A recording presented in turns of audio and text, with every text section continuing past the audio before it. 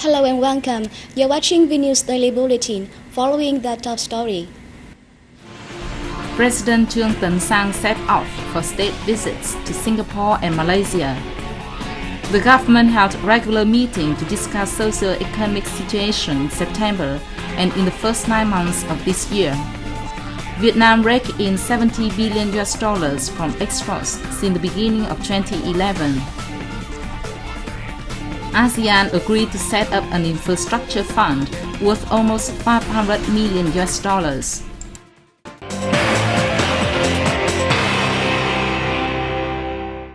State President Trương Tấn Sang and a high-ranking delegation from Vietnam left Hanoi on the morning of September the 26th for state visits to Singapore from September the 26th to 28th and Malaysia from September the 28th to the 30th. The visits are being made at the invitations of his Singaporean counterpart Tony Tan Kang Yam and Malaysian King Tuanku Mizan Zainan Bila Shah. These are the first overseas trips of Mr. Trương Tấn Sang after he was elected as State President of Vietnam in July 2011. The visits aim to affirm Vietnam's consistent policy of strengthening the friendship and multi-faceted cooperation between Vietnam and the two regional countries, both bilaterally and at regional and international forums.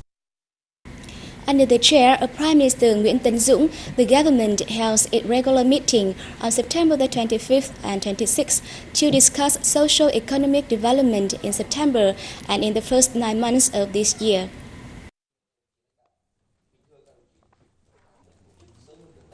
Cabinet members agreed that thanks to the implementation of synchronous and drastic measures, the country has reaped encouraging results in stabilizing the socio-economic situation and curbing inflation, with the consumer price index in September seeing the lowest increase since the beginning of this year.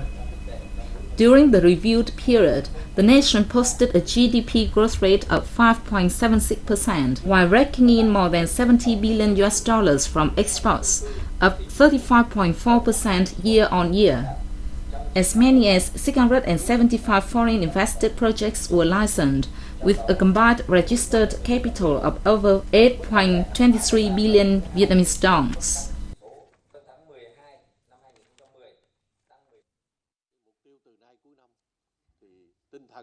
At the meeting, Prime Minister Dũng stressed that the government will continue to place a top priority on curbing inflation, stabilizing the macroeconomy, ensuring social security, and maintaining the economic growth rate at 6%.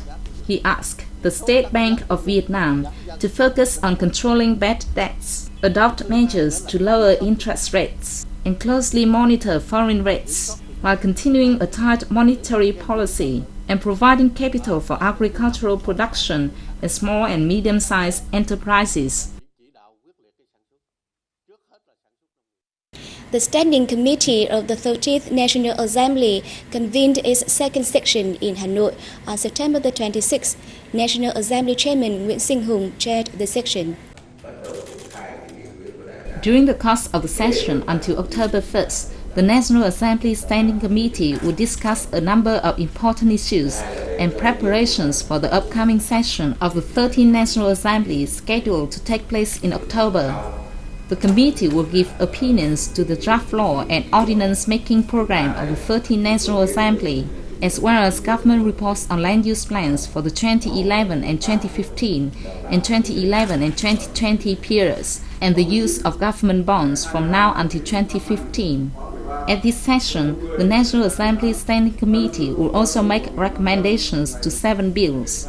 On the first day, the committee deliberated the drafts of the essential law, the advertising law, and the law on price management.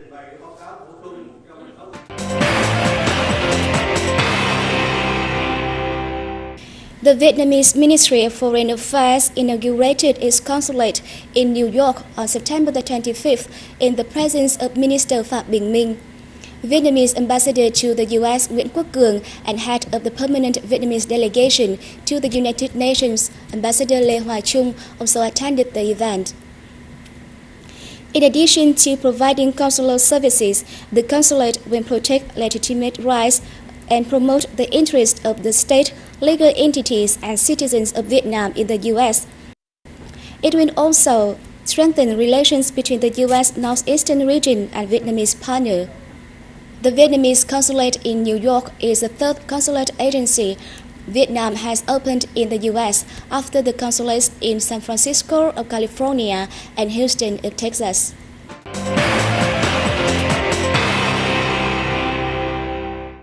Moving to other news.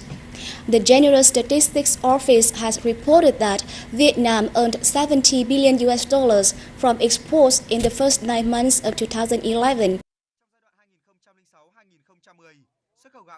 Among 17 export staples, which earned more than $1 billion each, garments and textiles topped the list with $10.5 billion, up 31%.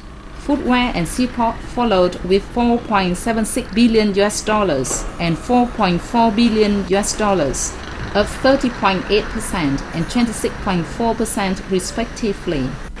Meanwhile, Vietnam spent $76.9 billion on imports, up 27%.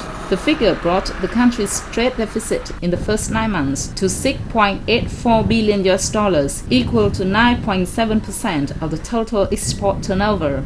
The deficit is much lower than that of the first half of the year, when the rate was equal to 15.7% of the total export earnings. On September the 25th, the Hanoi Youth Union hosted a festival under the theme The Capital City's Young People, Improving Transport Culture. The event is in response to the United Nations Program, Decade of Action for Road Safety 2011-2020 and the Month for Road Safety. Nearly 1,000 students from universities, colleges and high schools joined in various activities of the festival, such as photo exhibition, transport control in the eyes of young people.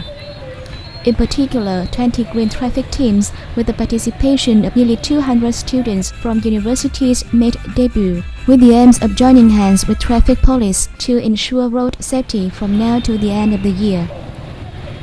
The youth then took part in a road demonstration to promote public awareness of road safety on main streets of the capital city. Through the event, the Youth Union expects that all of its cadres, members and young people will become propagandists to transfer their thought, awareness and actions to others in performing transport control. The Guinness World Records on September the 25th recognized a jigsaw map with an image of the Vietnamese map as the largest jigsaw with most pieces in the world.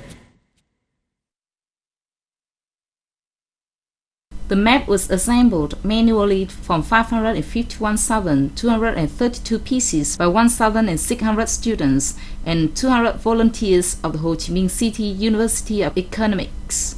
It spreads out over an area of 660 square meters.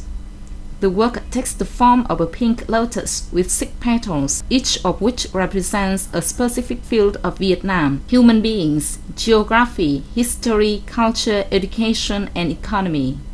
The jigsaw creation broke the Guinness World Record held earlier by Singapore with 212,323 pieces in 2002, and by China with its 600 square meter map.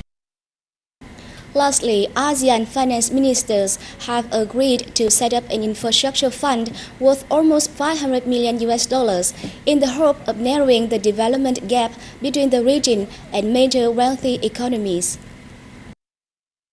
The ASEAN ministers reached consensus on the issue on the sidelines of the annual meeting of the World Bank and the International Monetary Fund in Washington on September the 24th. In the step toward an ambitious goal of building the ASEAN community by 2015, the ASEAN finance ministers said the fund would offer loans to the bloc's members to build roads, railways and other infrastructure projects. The ASEAN Infrastructure Fund will start with $485.2 million and aims to finance 6 projects a year. By 2020, ASEAN hopes the fund will mobilize $4 billion in loans and its total leverage will be worth more than $13 billion. The fund will be based in Malaysia, the biggest contributor, with a $150 million initial investment. Indonesia is the second largest contributor with $120 million. The ASEAN Development Bank will provide $150 million while administering the fund and ensure that our investments are financially sound. That wraps up our program today. Thanks for joining us and goodbye.